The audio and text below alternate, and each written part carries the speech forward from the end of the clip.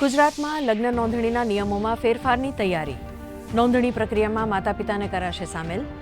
નાયબ મુખ્યમંત્રીએ કહ્યું, ઓળખ છુપાવીને થતા લગ્નો એ આપણી સંસ્કૃતિ પરનું આક્રમણ. યુવતીઓની સુરક્ષા, પારદર્શિતા અને કાનૂની પ્રક્રિયા મજબૂત બનાવવા માટે સુધારા જરૂરી.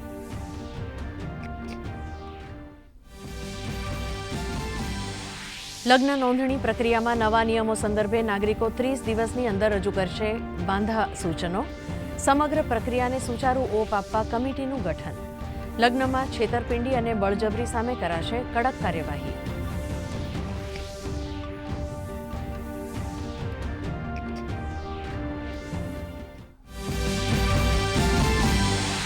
ભાજપના રાષ્ટ્રીય અધ્યક્ષ નીતિન નબીન પ્રથમવાર ગુજરાતની મુલાકાતે.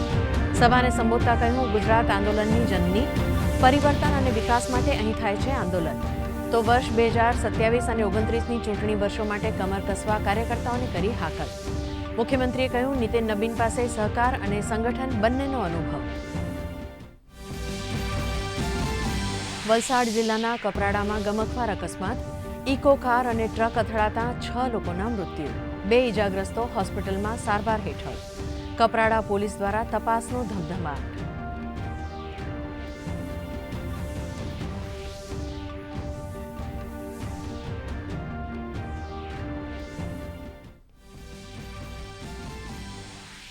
ઇન્ડિયા એઆઈ ઇમ્પેક્ટ સમિટ 2026ને પગલે ગુજરાત સરકારની પહેલ.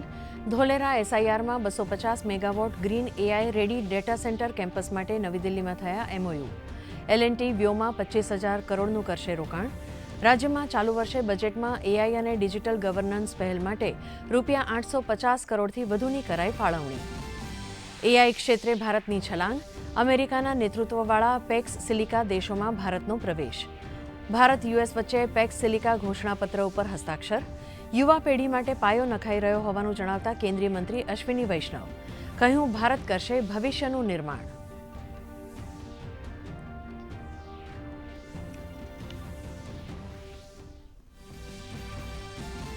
પ્રધાનમંત્રી નરેન્દ્ર મોદીનો વૈશ્વિક નેતાઓ સાથે દ્વિપક્ષીય બેઠકનો દોર.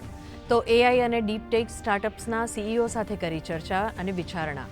સાથે જ લિંકટેનસ્ટેઇન પ્રિન્સ અને સ્લોવાક ગણરાજ્યના રાષ્ટ્રપતિ સાથે કરી મુલાકાત. વૈશ્વિક ભાગીદારી સહિતના મહત્વના મુદ્દે મંથન.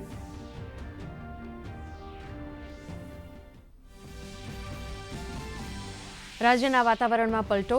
વેસ્ટર્ન ડિસ્ટર્બન્સ સક્રિય થવાને પગલે વડોદરા, દાહોદ, છોટાઉદેપુર સહિતના વિસ્તારોમાં કમોસમી વરસાદ. આગામી 48 કલાક દરમિયાન મહત્તમ તાપમાનમાં 2 થી 3 ડિગ્રીનો વધારો થવાનું હવામાન વિભાગનું અનુમાન.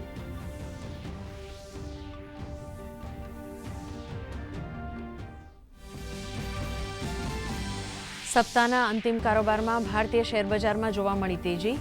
સેન્સેક્સમાં 317 અંકનો ઉછાળો. નિફ્ટી 25,550ની સપાટીને પાર. સોનું ચાંદીમાં આગેકૂચ જારી. ચાંદીમાં 8,000 રૂપિયાથી વધુનો વધારો. ડોલર સામે રૂપિયો 31 પૈસા નબળો.